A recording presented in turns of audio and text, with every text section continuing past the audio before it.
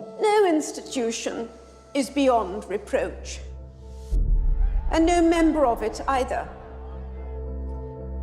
1992 is not a year on which I shall look back with undiluted pleasure. It has turned out to be an annus horribilis. Season 5 plays against a period of real criticism and uncertainty and unconfidence. It's quite shocking how overtly critical people were of the monarchy at that time. She never stops, she never complains, she never puts a foot wrong. She's utterly magnificent, and they print rubbish like this. It does start with people questioning, do we need the monarchy? Do we need the Queen? And she has to ride that particular storm. The only person in this family to have a direct relationship with the First Minister is the Sovereign. Which will one day be me. One day, but not yet. The great tensions that you see in this season that Peter's written about is between this 1950s outlook on the monarchy and on public life and on marriage and the modern day and how they clash and how Diana really represents the modern day and Charles is sort of caught between the two. I've done as you asked, Mummy. I've tried to make it work for 11 years. As a result of the marriage breaking down and how she becomes more and more removed from the rest of the royal family, that, of course, sort of encourages her to grow other pieces of her life and attempt to sort of recoup control of the ones that feel like they're spiraling. Well, there were 3 of us in this marriage, so it's a bit crowded. Camilla goes from being a sort of, in inverted commas, close friend of Charles to being the subject of media scrutiny. Loving the Prince of Wales has cost me everything. There's all the big kind of epic stories going on, the stories that everyone knows about because they're history.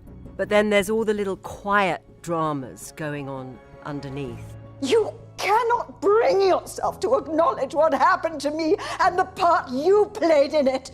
It is incredibly well made. It's beautifully produced. What Peter does is think them as a man locked into a very restrictive situation. What must he be thinking? What would I be thinking if I was in that kind of marriage? There is something really energising about a new cast and suddenly being in a new era. It's a very quietly rewarding experience, actually. We've also seen the first 4 series of The Crown.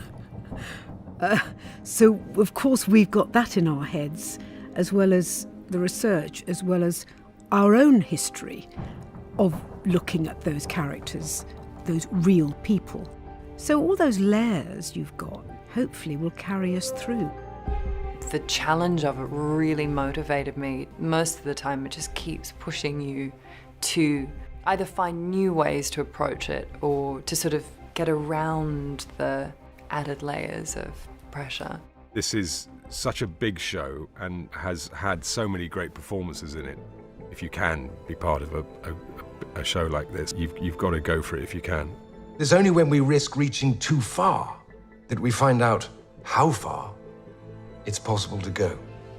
I'm thrilled with what they've done, and it brings a whole new flavour and energy into the show that I think the show really needs and profits from in season 5.